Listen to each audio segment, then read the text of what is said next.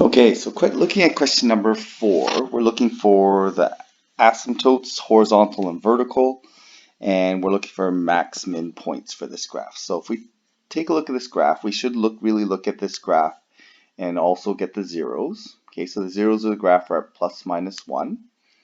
If I want the horizontal asymptote, I take the limit as x goes to infinity. Well, the denominator dominates the numerator for large values, and so we're going to end up going to 0. As x goes to negative infinity, well, that makes this exponent negative, so it's going to bump it back into the numerator, and that value will be negative, so we're going to go to negative infinity. So the graph should look something like it comes down, and then it's going to go along the asymptote.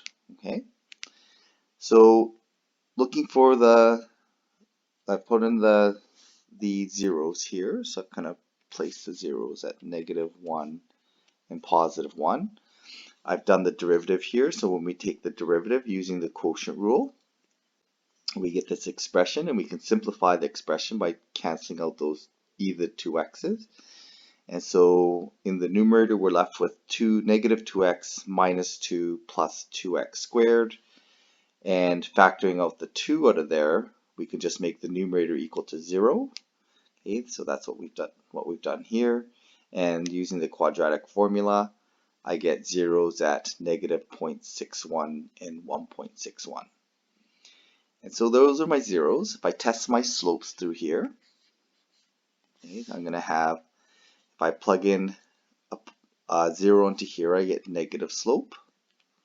And I can do that because the denominator is always positive. So I go through here. If I test slopes out here, large x's, that's going to give me positive values. Large negative x's will also give me positive values because of this quadratic. So my graph should look like this. So when I graph this expression, I'm going to come from negative infinity, go through the 0. I'm going to have a max somewhere in there. It's going to go through that 0. And then I'm going to have a min somewhere around here. That's going to be at -0.61 and 1.61.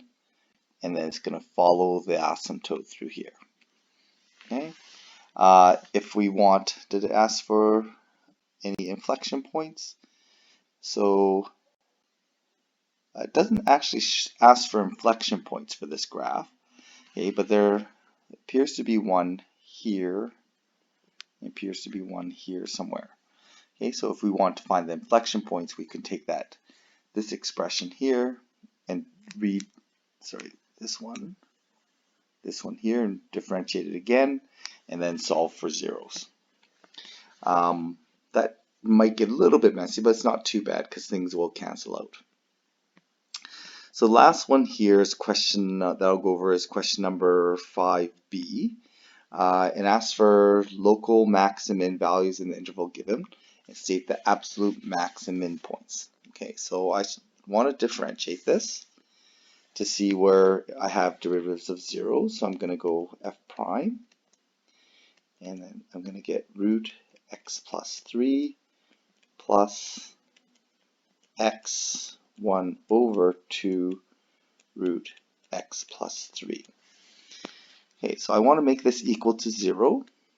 Okay, so to solve this, it might be a little bit easier to write it at the common denominator. So I'm going to multiply by 2 root x plus 3, and conveniently the x plus 3's come out of that. So plus x all over 2 square root x plus 3. Okay, so we don't have a derivative defined at -3, so that's going to be something we have to be considerate of. But we also want to solve that equal to 0. So here I get 3x plus 3 equals 0. So at x equals -1, I've got a critical point. Okay, so 3 is -3 is an endpoint. So I have to test that anyways, but we don't really need to test it because that is an asymptote. Okay, sorry, that's not necessarily an asymptote. That's not an asymptote. Okay, but we should really test it then. So my critical points are going to be at -3, positive 3 because they're endpoints, and I also have at negative 1 where I have my 0. Okay, so just doing a slope chart here, testing my slope at negative 2, for example, I should have negative slope. Okay, so I know it's going down like that, across like that. At 2, positive 2, I'm going to have positive slope.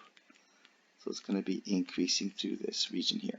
So this, given the slope chart, I know that my absolute min, there's only one place for it because of the continuity of this graph.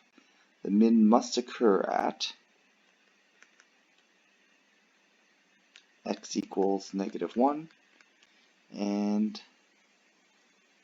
I don't know if it asks for the y, but we can just plug in to get the y. It's going to be at negative root 2 when we plug it in. For the max point, we have to compare the points when x is negative 3 and x is positive 3. We have to compare those because those will represent high points up here. So when x is equal to negative 3, I get 0. Okay, and when x is equal to positive 3, I'm going to get 3 root 3. Okay, so this then becomes my absolute max.